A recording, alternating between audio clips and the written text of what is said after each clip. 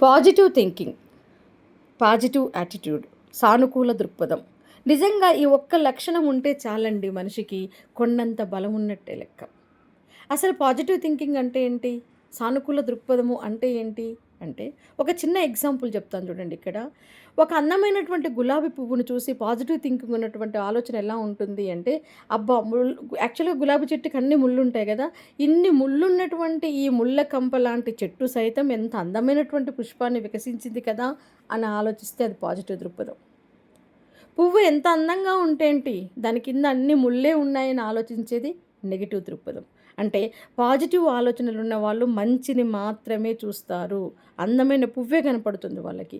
Negative ఆలోచనలు ఉన్న వాళ్ళు ఎంతసేపు నెగెటివ్స్‌నే వెతుకుతారు. వాళ్ళకి పువ్వు కనపడకుండా దాని కింద ఉన్నటువంటి ముళ్ళే కనిపిస్తుంటాయి.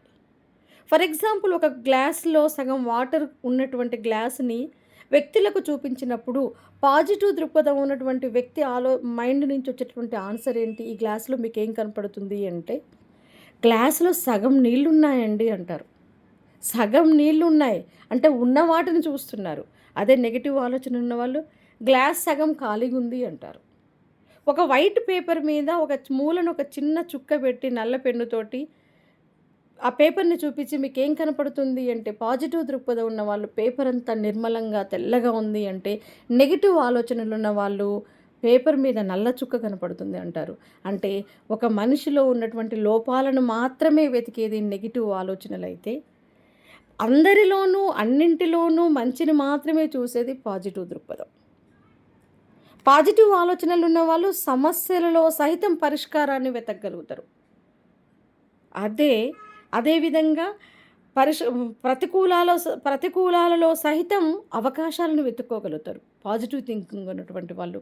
అదే నెగెటివ్ థింకింగ్ ఉంటే ఏమవుతుంది అంటే, ప్రతి పరిష్కారంలో కూడా సమస్యను చూసుకుంటారు. ప్రతి అవకాశంలో కూడా సమస్యనే చూస్తారు. అంటే ఎంత తేడా ఉంటుంది చూడండి. నిజంగా ఒక వ్యక్తికి అన్నింటిలో మంచిని మాత్రమే చూసే గుణం ఉన్నప్పుడు, అన్నింటిని స్వీకరించే గుణం ఉన్నప్పుడు ఆటోమేటిక్‌గా అర్థం చేసుకునే తత్వం పెరుగుతుంది. తన పరిస్థితులని, తన పరిసరాలని, తన చుట్టూ ఉన్నటువంటి వాళ్ళని అర్థం చేసుకునే తత్వం పెరుగుతుంది. విశ్లేషించుకునే జ్ఞానం పెరుగుతుంది. ఏదైనా సరే మనం విశ్లేషించుకుంటున్న కొద్దీ సమస్య తీవ్రత తగ్గుతుంది. చాలా కఠినం అనిపించింది కూడా మనకి సరళంగా కనిపిస్తుంటది. చాలా కష్టం అనిపించింది కూడా మనకి సులభం అనిపిస్తుంటది. ఎంత కష్టం వచ్చినా కూడా ఇంతే గదా! ఓకే. కష్టం వచ్చింది మరి ఏం చేస్తాను ఇప్పుడు నేను? వాట్ నెక్స్ట్ అని ఆలోచిస్తారు. అంటే పాజిటివ్ థింకింగ్ ఉన్నటువంటి పర్సన్స్ ఎప్పుడూ కూడా మన ఆలోచన పాజిటివ్‌గా ఉన్నప్పుడు ఏదైనా సమస్య లేదా బాగా క్లిష్టమైనటువంటి టఫ్ టైమ్ వచ్చినప్పుడు ఓకే. వచ్చింది. ఇది ఎందుకొచ్చింది? దేనివల్లొచ్చింది? ఇందులో నా ప్రమేయం ఎంత?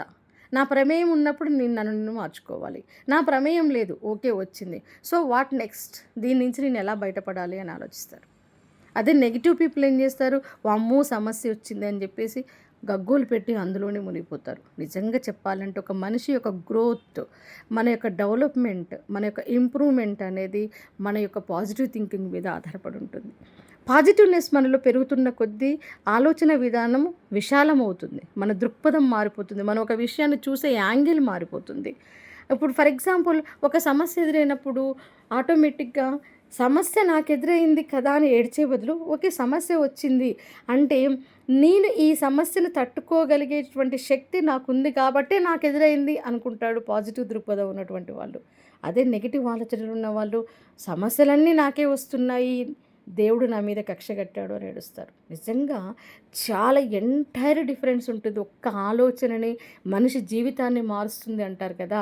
ఆ ఆలోచన పాజిటివ్ ఆలోచన అయితే కనుక ఆ మనిషి జీవితమే కాదు, ఆ మనిషి చుట్టూ ఉన్నటువంటి పరిసరాలు, ఆ మనిషి చుట్టూ ఉన్నటువంటి పరిస్థితులు, ఆ మనిషి చుట్టూ ఉన్నటువంటి మనుషుల యొక్క ఆనందానికి కూడా కారణమవుతది. ఒక పర్సన్‌లో ఉన్నటువంటి సానుకూల దృక్పథము అనేది. మరి మనం కూడా ఒక్కసారి మీ మనస్తత్వాన్ని మీరు విశ్లేషించుకోండి. ప్రతి విషయంలో మీరు పాజిటివ్‌గా ఉంటున్నారా? నెగెటివ్‌గా ఉంటున్నారా?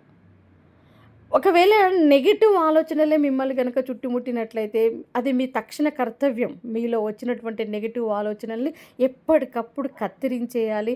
అంతేకాదు వేళ్ళతో సహా పెకిలించేసేయాలి. నెగెటివ్ ఆలోచనలు అనేటివి కలుపు మొక్కల్లాంటివి. కలుపు మొక్కలకి ఏముంటుంది చెప్పండి లక్షణం? ఒక్క కలుపు మొక్క కనిపించింది అంటే మనం అటు ఇటు తిరిగి చూసేసరికి ఓ 2 రోజులు తిరిగేసరికి ఆ వనమంతా కూడా కలుపు మొక్కలతోటే నిండిపోతుంది.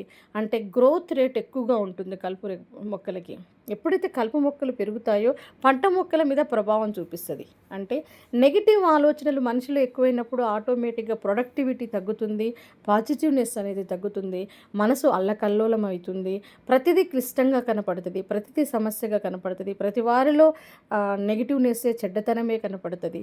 అసలు ప్రపంచమంతా కూడా నెగెటివ్‌గానే కనపడుతది. కాబట్టి ఎప్పటికప్పుడు మనిషి ఆలోచనలు మనసులో జనించేటువంటి నెగెటివ్ ఆలోచనల్ని కలుపు మొక్కల్లాగా ఏరి పడేస్తేనే మన మనసు అనేది ప్రశాంతంగా ఉంటుందన్న విషయాన్ని మీరు గ్రహించండి. మరి నెగెటివ్ ఆలోచనలు వచ్చినప్పుడు ఒక మనిషికి నెగెటివ్ ఆలోచనలు వస్తున్నప్పుడు వాటిని ఎవరు కంట్రోల్ చేయాలి? నిజంగా ఎప్పుడైనా గుర్తుపెట్టుకోండి, మన మీద కంట్రోలింగ్ అనేది మనకి మాత్రమే ఉంటుంది. ఆ విషయం మీకు అర్థం కావట్లే. ఎదుటి వాళ్ళు ఇలా నాలాగా చెప్పినప్పుడు మీరు విషయాన్ని విశ్లేషించుకోవాలి, సంశ్లేషించుకోవాలి, దాన్ని మీకు ఇంప్లిమెంట్ చేసుకోవాలి. అంటే విని వదిలేయడం కాదు. మీరు పాటించకుండా ఎన్ని మోటివేషనల్ స్పీచెస్ విన్నా, ఎన్ని మంచి మాటలు విన్నా వేస్టే. ఏదన్నా విన్నాము అంటే ఇది నాకెంతవరకు వర్తిస్తుంది అనేది స్వీయ పరిశీలన చేసుకొని మార్చుకోగలిగినప్పుడే కదా మనిషి యొక్క జీవితం ఉన్నత స్థితిలోకి వెళ్ళగలిగేది, ఉన్నతమైనటువంటి దారిలోకి మళ్లించబడేది. అవునా కదా?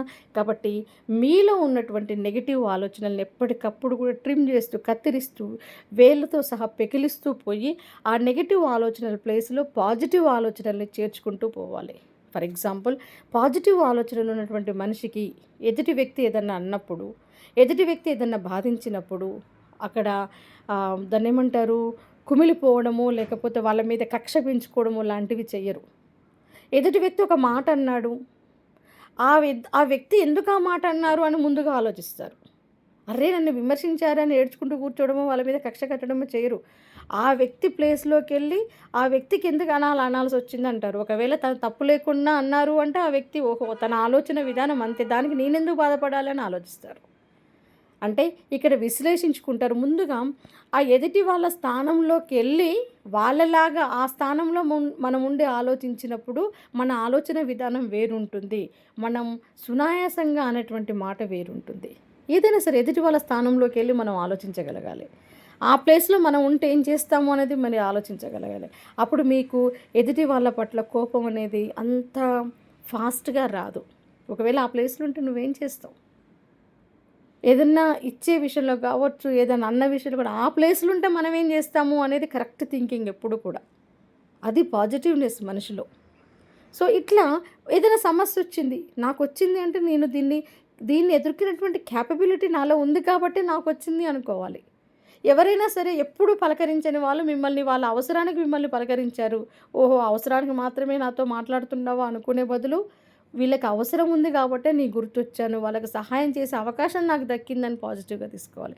అంటే ప్రతి విషయంలో మనం పాజిటివ్‌గా తీసుకుంటున్న కొద్దీ మన బ్రెయిన్‌లో చెత్త తగ్గుతూ వస్తది. ద్వేషం తగ్గుతూ వస్తది.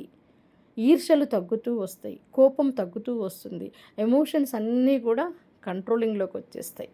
ఎప్పుడైతే ఇవన్నీ కంట్రోలింగ్‌లోకొస్తాయో మన మనసు దేని పట్ల కేంద్రీకృతమవుతది చెప్పండి? మన పట్ల, మన లక్ష్యం పట్ల, మనం సాధించాల్సిన దాని పట్ల, మన హ్యాపీనెస్ పట్ల. కాబట్టి మనం మాక్సిమం పాజిటివ్‌గా ఆలోచించాలి. ఫర్ ఎగ్జాంపుల్ మీకు ఫెయిల్యూర్స్ ఎదురయ్యాయి జీవితంలో. చాలామంది ఫెయిల్యూర్స్ ఎదురు కాగానే వామ్మో! నాకు కష్టాలొచ్చేసినాయి. నాకే ఫెయిల్యూర్స్ ఎదురవుతున్నాయి. నేను ఎంత కష్టపడ్డా ఫెయిల్ అవుతున్నాను బాధపడుతూ కూర్చుంటారు. కానీ ఇక్కడ నేను ఫెయిల్ అయ్యాను అంటే నాకు ఇంతకు మించి ఏదో గొప్ప అవకాశం నా కోసం ఎదురు చూస్తుంది అని ప్రయత్నించడమే పాజిటివ్‌నెస్. అర్థమైందా? ఇంతకు మించి గొప్ప అవకాశం నా కోసం ఏదో ఎదురు చూస్తుంది అనుకోవాలే తప్ప అక్కడితోటే ఫెయిల్ అయ్యాను అని ఆపేయకూడదు. అంటే అంత పాజిటివ్‌గా ఉండాలి. ఇక్కడ ఒకటి పోగొట్టుకున్నాను అంటే ఇంకేదో నా కోసం ఎదురు చూస్తుంది అనుకోవడం పాజిటివ్‌నెస్. ఒక్కొక్కసారి ఏది జరిగినా మన మంచికే అనుకోవాలి. ఓకే. జరగాల్సిన నష్టం జరిగింది. ఏడుస్తూ కూర్చుంటే జరిగిన నష్టం తిరిగి రాదు కదా! ఓకే. What next? సమస్య వచ్చింది. ఇప్పుడేం చేద్దాం? ఎలా పరిష్కరించుకుందాం? ఎలా ఆలోచనలు చేద్దాం? ఇలా ఆలోచించాలి. ప్రతి సమస్యకి పరిష్కారం దొరుకుతుంది పాజిటివ్ థింకింగ్ తోటి. ప్రతి మనిషిలో మంచిని మాత్రమే చూడగలిగేది పాజిటివ్ థింకింగ్. కాబట్టి సాధ్యమైనంత వరకు మనం సక్సెస్ సాధించాలి అంటే మన మైండ్‌ని మొత్తం కూడా పాజిటివ్ థింకింగ్ తోటి నింపేసేయాలి. ఆలోచనలన్నీ కూడా పాజిటివ్ ఆలోచనలు చేస్తుండాలి. కష్టంలో సహితం పాజిటివ్‌నెస్‌ని వెతుక్కోవాలి. ప్రతికూలాలలో సైతం పాజిటివ్‌నెస్‌ని వెతుక్కోవాలి. అలా ఆలోచించగలిగేటువంటి మనిషి ఎప్పుడు కూడా ఏ కష్టంలో అయినా హ్యాపీగా ఉండగలుగుతారు. ఎంతటి సవాళ్ళనైనా స్వీకరించగలుగుతారు. ఎంతటి సమస్యలైనైనా సరే సునాయాసంగా పరిష్కరించుకోగలుగుతారు.